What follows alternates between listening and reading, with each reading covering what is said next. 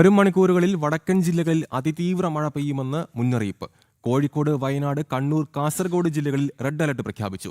കോട്ടയം, പത്തനംതിട്ട, ഇടുക്കി, മലപ്പുറം ജില്ലകളിൽ ഓറഞ്ച് അലർട്ടും നൽകിയിട്ടുണ്ട്.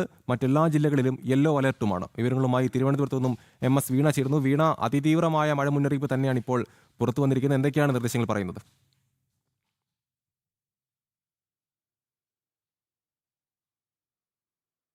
അമൽ, ഏറ്റവും ഒടുവിലായി കാലാവസ്ഥാ വകുപ്പ് നൽകുന്ന മുന്നറിയിപ്പ് പ്രകാരം സംസ്ഥാനത്തെ 14 ജില്ലകളിലും മഴ ഉണ്ടാകുമെന്നുള്ളതാണ് ഏറ്റവും പ്രധാനപ്പെട്ട കാര്യം. അതിൽ ഏറ്റവും എടുത്തു പറയേണ്ടത് വടക്കൻ ജില്ലകളിലാണ് അതിതീവ്രമായിട്ടുള്ള മഴ ഉണ്ടാകുമെന്നുള്ളൊരു മുന്നറിയിപ്പ് പറയുന്നത്.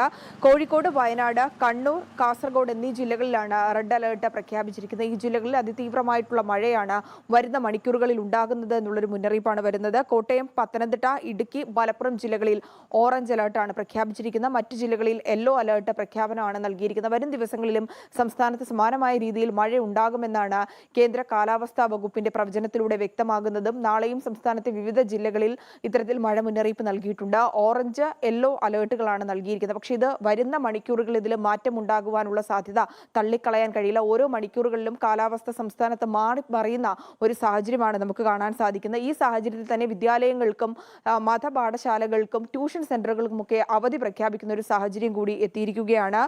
കോട്ടയം, അതുപോലെ തന്നെ തൃശൂർ, കണ്ണൂർ എന്നീ ജില്ലകളിലെ വിദ്യാഭ്യാസ സ്ഥാപനങ്ങൾക്കാണ് ഈ മഴ മുന്നറിയിപ്പിനെ തുടർന്ന് അവധി നൽകിയിരിക്കുന്നത്.